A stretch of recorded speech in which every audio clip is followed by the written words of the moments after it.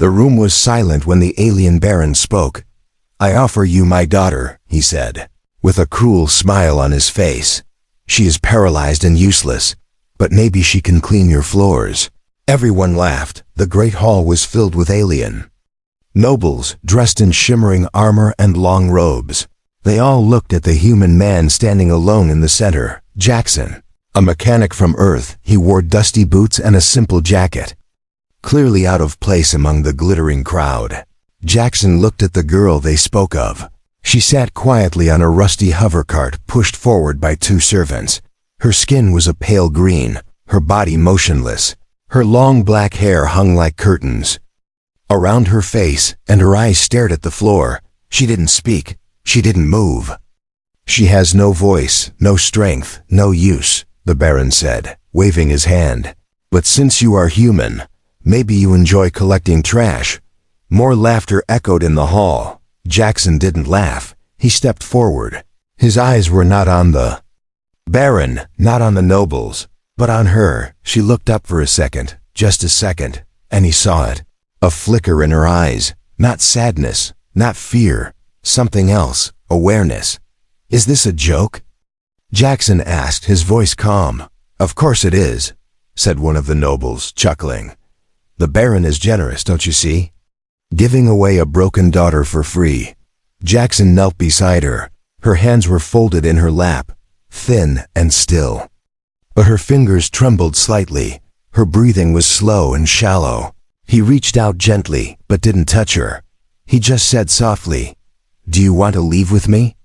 She blinked slowly. Her lips parted just enough to whisper one word. Yes, it was so faint. No one else seemed to hear it. But Jackson did. "I accept," Jackson said loudly, standing up. "I'll take her." Gasps echoed through the chamber. The Baron's smirk twitched, as if surprised. "You will?" he asked. "Even when she cannot walk? When she cannot even feed herself?" Jackson didn't answer the Baron.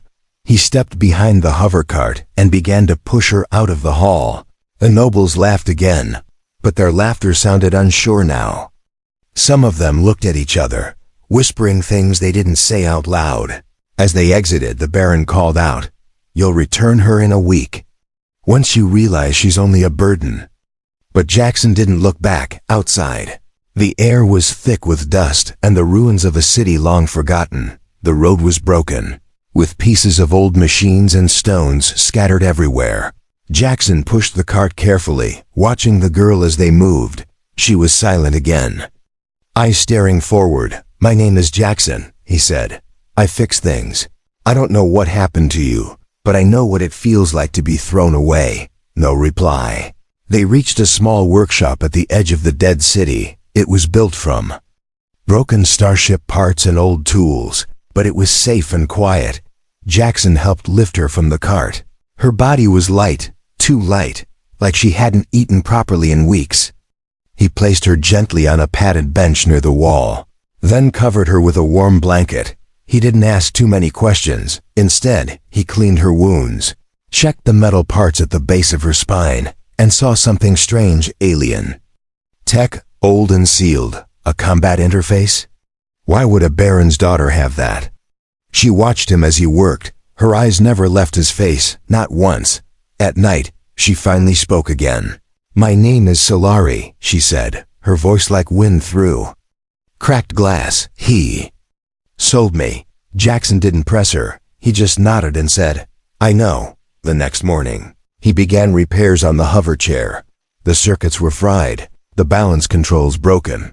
The wheels squeaked with every turn, but he worked quietly, gently, like a man repairing something sacred. Solari watched him. Her fingers twitched again, this time with purpose, and somewhere in the shadows, far away from the light of the ruined sun, someone was watching them. Jackson didn't know it yet, but this trade, this moment that everyone had laughed at, it would change everything. Asterisk, the workshop smelled of oil and old memories. Jackson worked with quiet focus, his hands covered in grease and sparks dancing from his tools. The hover chair's power unit was completely dead, its joints stiff from years of neglect. Solari sat nearby on the padded bench, wrapped in a soft brown blanket. She didn't speak, not since last night. But her eyes followed every move Jackson made. She was no longer just a silent girl to him. She was a puzzle the universe had thrown in his path, a broken frame hiding something powerful underneath. Her body looked fragile, but her gaze was unbroken. Unafraid, he looked at the old spinal implants near the base of her back again. They were not meant for healing. They were military-grade connectors, closed off and sealed deep in her nerve tissue. Who did this to you? Jackson whispered to himself, but she heard him. She didn't answer. Just closed her eyes slowly, like she was tired of remembering. Outside, the desert winds howled through the broken walls of the city. A dust storm was building far away, orange. Clouds twisting like monsters in the sky. Inside, it was warm, quiet, almost peaceful. "I don't understand you," Jackson said as he soldered a new wire to the chair's processor. "You're supposed to be a joke, something thrown away." He looked up and met her eyes. "But you're still here." "Still alive," Solari blinked, then said softly, "I wasn't always like this." Her voice was hoarse, but stronger than before. "I know," Jackson replied. "Someone tried to erase you." He handed her a small energy pack. "Drink this. It'll help." Her fingers trembled as she tried to take it, but her grip failed. The canister dropped and rolled under the table. She looked down, ashamed. But Jackson didn't sigh or get angry. He picked it up, opened it, and held it to her lips gently. "You'll get better," he said.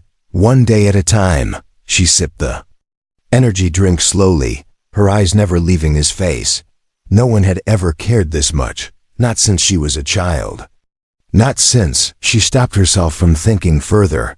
Later that evening, Jackson brought out an old scanner. It was from a forgotten war, something the military once used to trace neural pathways. "Gonna take a look at your spine," he said. "Might be able to read what's going on back there." Solari hesitated, then nodded. He connected the device and stared at the screen as numbers and alien characters flashed by. His brow furrowed. "There's something here," he muttered. "Locked code, encrypted modules." "You're not just paralyzed." He adjusted the scanner, zooming in. "There's an artificial limiter," he said. "Someone installed it to shut down your body, not from injury, but on purpose." Solari looked away, her hands clenching the blanket tightly. "He punished me," she said quietly, "when I refused to obey him." Jackson didn't ask who. He already knew. That night, as she rested, her fingers moved again, more controlled this time. She traced small circles on the blanket with her thumb, testing, learning. She was healing. But while the body began to repair, her mind stayed haunted. She remembered the cold metal table, the screams in the lab, the feeling of wires threading into her skin, and the voice of her father, the Baron, whispering, "You are nothing without my command." She woke in a panic, sweat on her forehead, gasping for air. Jackson rushed to her side. "You're safe," he said. "It's just a memory." Her body calmed under his voice. Like water settling in a still lake, suddenly, something beeped. A sensor light blinked red on the scanner. Jackson stared at it, confused. "There's a secondary signal," he said. "Something near the city." He rushed outside, checking his old tower. The feed was scrambled, but a shadow moved in the distance, quick and silent. Someone had been watching the workshop. He returned quickly and locked the doors. "We're not alone," he told Solari. "Someone's tracking you." She didn't seem surprised. Just said two chilling words. "They've come."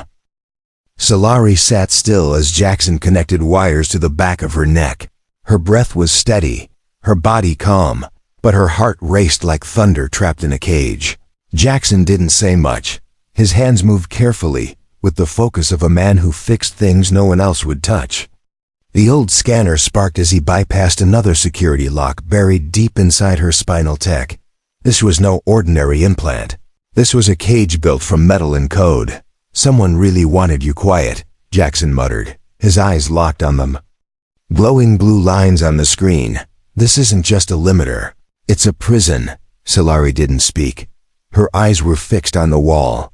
staring through the rusted steel as if she could see her past crawling on the other side. I was made for war, she finally said, her voice cold but clear. Not born. Made. Jackson paused, but didn't react with fear. He kept working. The Baron allowed a military program to take me, she continued. I was supposed to lead the next generation of psychic-sensed soldiers, faster, stronger, smarter. She laughed once, bitterly, until I said no. Jackson looked at her. They don't like no. No, she whispered. They don't. The screen blinked again, brighter this time. The scanner dug deeper into the buried systems in her nervous net. Jackson's eyes narrowed. There's something else, he said. Buried way deeper than the lock. Looks like a dormant AI core. An AI? She asked, confused. Yeah, he nodded. An autonomous combat assistant. Older than anything I've seen. But your body rejected it halfway. And they tried to shut you down instead of fixing it. Solari's hands twitched again. Her fingers curled slowly around the edge of the bench. Jackson didn't notice right away, until she lifted her hand a few centimeters. He stopped everything. You moved, he said, his voice filled with surprise. You actually moved your hand. She looked down in disbelief, staring at the hand that had been lifeless for years. It's real, she whispered. I can feel it. Jackson smiled a little, but it didn't last long, because the next moment, the scanner exploded in sparks. The monitor went black, then flashed one word in red alien letters. Activated. Jackson jumped back, pulling Solari away from the screen. The energy surged for a moment, then faded. The lights flickered, then everything went silent again. What was that? She asked, breathing fast. I think we just woke something up, Jackson said, his voice low. That a I-core might have reconnected for a second, or something else did. Suddenly, outside, metal clanged. Jackson turned to the window, pressed against the edge and peeked through the cracked panel. A figure moved across the ruins, fast, heavy, and armed. Company, he muttered. Solari tried to sit up, but her muscles trembled. Not ready, they're here for me, she said. They always come when the system ping's active. Jackson didn't wait. He grabbed a plasma torch, a modified welding tool with some bite, and handed her a shock rod. I don't think you can fight yet, he said, but hold this just in case. Solari took it, gripping it tightly. The energy flickered on, humming in her palm. Jackson opened a secret door behind the tool rack, leading to an underground room lined with scrap metal, batteries, and strange machines. He helped her down into the hidden space, laid her gently on a cot, and returned to the upper floor. From outside, footsteps echoed. Jackson activated a few old security drones, rusty, shaky, but loyal. The door burst open. 3 masked figures stormed in, all wearing black armor with red visors. Their movements were sharp, silent, professional. Give her to us, one of them said in a deep, modulated voice. Now, she's not yours anymore, Jackson replied, pointing the plasma torch toward them. You have 5 seconds, the soldier said. Jackson smiled just a little. You've already used 4. Then chaos erupted. The drones attacked, flying in wild circles as they zapped and slammed into the intruders. Sparks lit up the dark room. Tools flew, metal cracked. Jackson fought like a man who had everything to lose. The plasma torch hissed as he blocked a blade, then shoved it into a soldier's chest plate. Frying their systems, one by one, they fell. But not without damage. Smoke filled the air, down below. Solari heard every crash, every shout. Her body screamed at her to stay down, to wait, to be helpless again. But she refused. She grabbed the rail and pulled herself upward. Inch by inch, pain burning in her spine. Her legs didn't move yet, but her arms dragged her forward with fire and will. She reached the top floor just in time to see the last intruder raise a blaster toward Jackson's back. No, she whispered, and threw the shock rod with all the strength she had. It hit the enemy's head with a crack of lightning. The soldier collapsed, unconscious. Jackson turned, breathing hard, and saw her on the floor. "You saved me," he said, kneeling beside her. Solari's voice was faint, but proud. "I'm not broken anymore." The sun never really rose in the ruined city. Thick clouds of dust floated in the air like ghosts, choking the sky in a permanent orange haze. The broken towers cast long shadows that twisted and moved as the wind blew ash across cracked roads. Jackson stood at the edge of his workshop roof, holding a rusted rifle in one hand and binoculars in the other. He scanned the horizon. But the silence was heavier than usual. Something was wrong. Inside, Solari sat in her repaired hover chair, her fingers moving more freely now. Her spine still hurt when she tried to sit up for too long. But she was stronger than yesterday, stronger than she had been in years. Jackson came down from the roof, closing the hatch behind him. "They've pulled back," he said. "No movement since the last attack." "Too quiet." Solari nodded slowly, her hands resting on her lap. Her eyes were sharp now, alert. The fog of fear no longer covering them. "They're regrouping," she whispered. "They always do." Jackson sat on the bench across from her, watching her closely. "You've been through this before," he said. "Tell me everything." Solari hesitated. But she knew hiding the truth would only bring more danger. "I was supposed to lead an elite unit," she said. "Built for neural combat, mind-linked soldiers, perfectly synced. No need for orders or hesitation." Jackson's brows lifted. "That's Forbidden's tech now." "Yes," she said. "Because we started to feel pain, emotion, doubt." She looked away, her voice soft but steady. "I started questioning orders, started saying things I shouldn't, and suddenly I wasn't a commander anymore. They shut me down and sent me back to the Baron like a failed experiment." She touched the base of her neck, feeling the scar tissue beneath the skin. "I'm not his daughter," she added after a long pause. "I'm his project." Jackson didn't reply right away. He just stood and walked toward the workbench, pulled out a small energy blade, and set it beside her. "Then let's make sure they never treat you like a project again," he said. That night, the shadows moved again, but this time they weren't soldiers. They were something else, black creatures, silent. Four-legged machines with glowing red eyes crawled over the rooftops, their claws digging into the stone. They didn't make a sound, didn't speak, didn't hesitate. They were the Baron's shadow drones, experimental hunter units made for silent extermination. Jackson heard the warning ping from his motion sensors and ran to the window. "Not mercs," he muttered. "Drones." Solari was already wheeling herself to the corner of the workshop where he'd installed a security grid. Her hand hovered over the console. "Give me access," she said. "What?" Jackson blinked. "You can barely stand, but I can still think," she snapped. "And these drones were built from my designs. I know their weaknesses." Jackson didn't argue. He handed her the grid's control pad, and the room flickered as blue barriers went active around the doors and windows. Outside, the drones moved into position. Then they attacked. The walls shook with the force of their impact. Energy claws slicing through steel. One slipped through a broken vent, landing inside with a hiss. It leaped toward Solari and was blasted apart by a laser turret she'd activated just in time. "They're smart," she said, panting. "But they follow patterns. We can trap them." Jackson ran to the rear, where two more had broken through the side wall. He fought them off with a shock pulse grenade, sending electricity dancing across the floor. But one got past him. It lunged at Solari, knocking over her chair. Its claw raised. She rolled beneath a work table, grabbed a plasma welder, and jammed it into the drone's eye. Sparks exploded, and it collapsed beside her, twitching. She sat up slowly, hair tangled, arms scraped, but breathing hard. "That all you've got?" she muttered to the darkness. Then everything went still.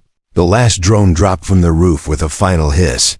Impaled by Jackson's metal spear trap, he rushed to her side, helped her back into the chair. "You saved me again," he said. "You taught me how," she replied. They sat in silence for a moment, the room around them filled with smoke and the scent of burnt circuits. But Solari's mind was racing. She had remembered something during the fight. a code buried in her memory. A command key used to disable all shadow drones remotely. If I can unlock that code, she said, I can end this, all of it. Jackson raised a brow. You sure your body can handle the strain? She smiled faintly. It's not my body they should be afraid of. Solari sat beneath a single flickering light, her fingers trembling over the old alien keyboard. Jackson had cleared the workshop floor, pushed aside broken tools and burned drone parts, and connected the console directly to her spinal interface. This might hurt, he said gently. It already does, she whispered. She closed her eyes and let the connection sink in. Her mind drifted through old files, locked memories, code fragments long buried under layers of pain and lies. A soft hum filled the room. Then something opened inside her. Not just data, memories.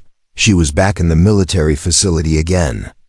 Clean white walls, the sound of boots on steel floors, sharp voices barking orders, needles in her neck, wires in her spine.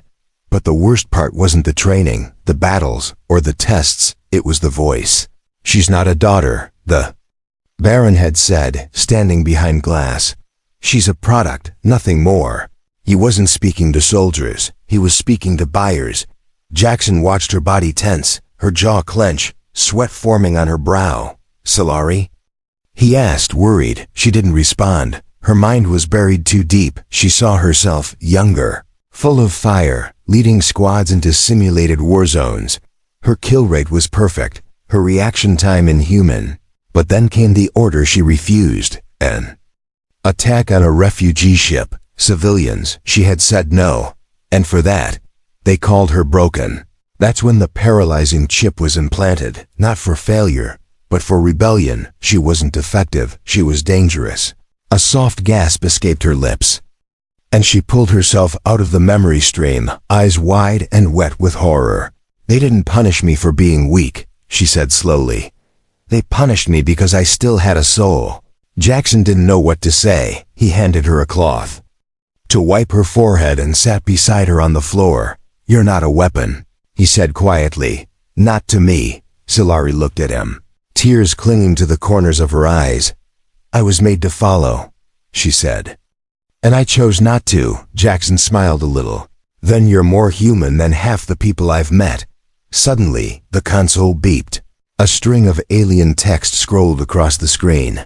It's the command code, she said, her voice growing stronger. For the drones, the entire system, even the other prototypes.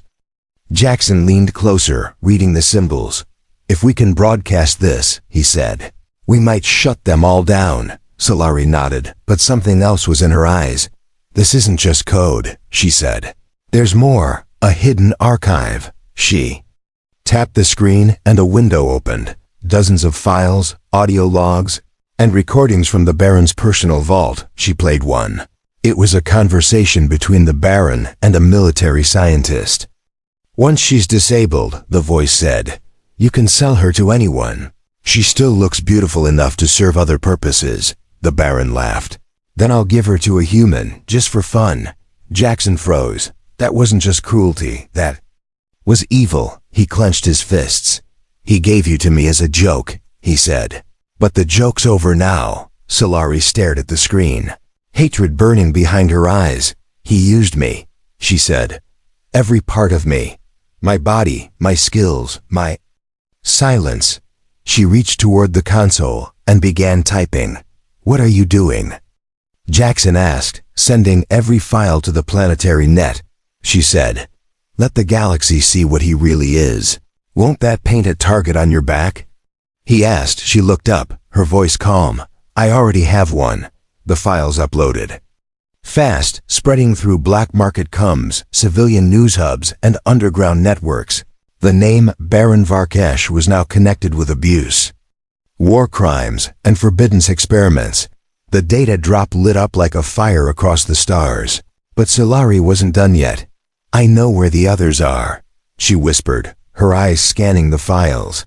The other girls, the failed soldiers, they're still out there, still trapped. Jackson's heart beat faster. We can save them, she nodded, and for the first time, Her smile wasn't broken, it was fierce. I won't be the only one who walks again. Suddenly, the ground shook beneath them. Outside, a giant armored cruiser appeared above the ruins, sleek, black and armed. The Baron had arrived. The sky split open with thunder above the broken city.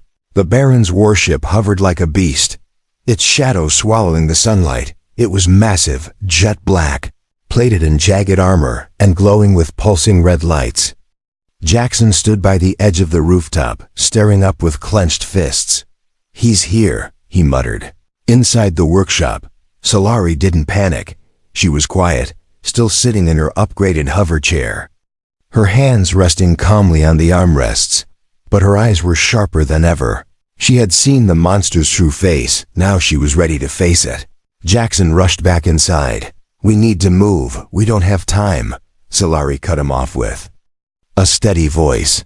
"I'm not running anymore," Jackson blinked. "You can't fight him like this. Your body's still healing." She looked him in the eyes. "Then I'll fight with my will." He paused, seeing something new in her, not just strength, purpose. She tapped her console and brought up the exosuit Jackson had been working on for months. A skeletal frame stood in the corner, silver and matte black, with soft neural sync ports shaped perfectly for her body. "It's not finished," Jackson warned. "It doesn't have to be," she said. "Just strong enough to help me stand." With Jackson's help, she lifted herself from the hover chair. Her legs shook as they touched the ground. She gritted her teeth, sweat building on her brow, and leaned into the suit's support braces. The exoframe hissed softly, wrapping around her spine and joints, like armor molded to her pain. "Steady," Jackson whispered, holding her waist as she took one slow step. Then another, and another. She was walking, not perfectly, not painlessly, but walking. Tears welled in her eyes, not from agony, but from something she hadn't felt in years: freedom. Outside, the Baron's voice echoed through a come signal, loud and cool. "You've made a mistake, little human," he boomed. "Return my property, and I'll spare your life." Jackson turned to Solari. "What do we do?" She looked up at the ceiling, at the ship she once feared, and said, "Open the channel." Jackson tapped the console, and a glowing red screen flickered on. Solari stepped forward, exoframe locking her joints into balance. She stared into the camera and spoke clearly.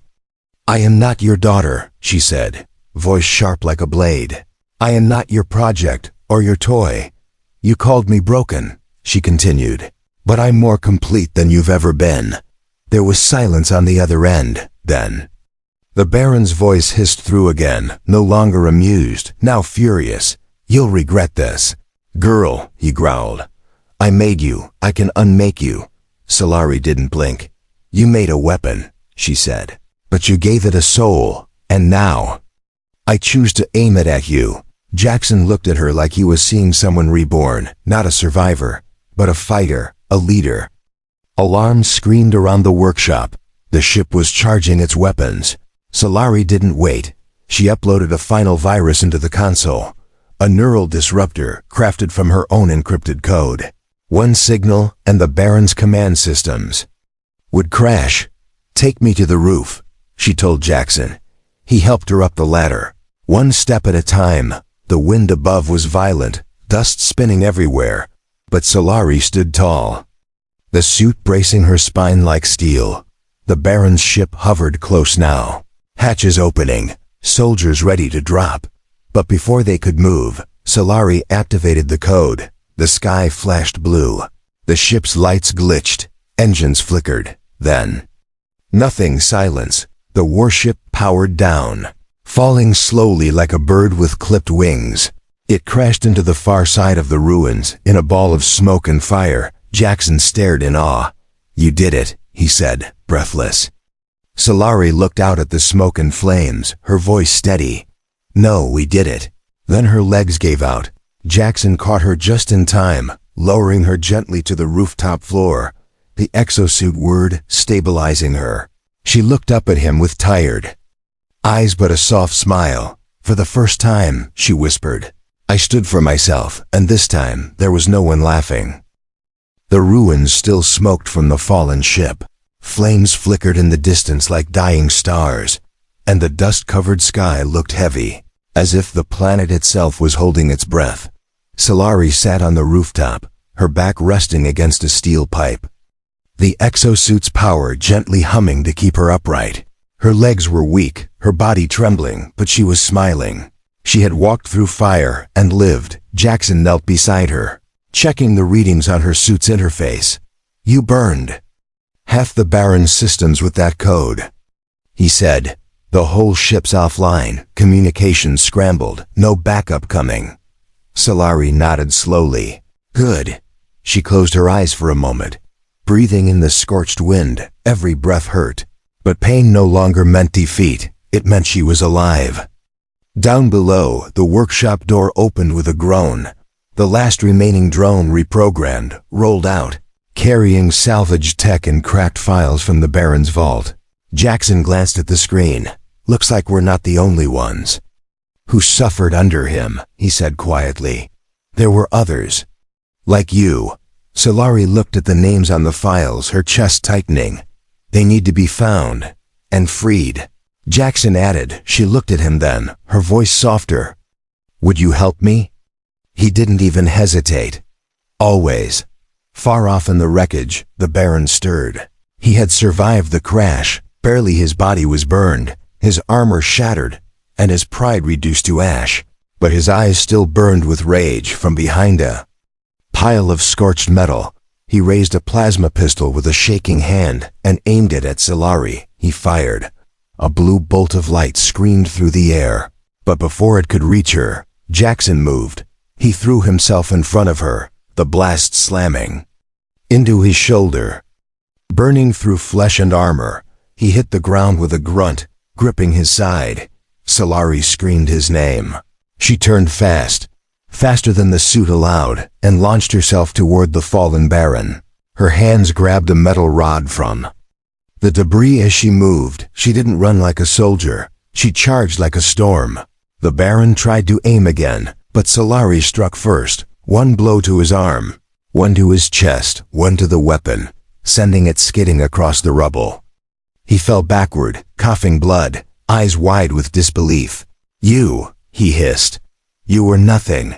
Solari stood over him, breathing hard, her hands shaking from rage and exhaustion. "I was yours," she said, "and that was your greatest mistake." She didn't strike again. She didn't need to. He was already finished, not just broken in body, but stripped of every lie he ever wore like armor. She turned back to Jackson and rushed to his side, falling to her knees. His face was pale, but he smiled weakly. "That hurt." She held him close, her voice cracking.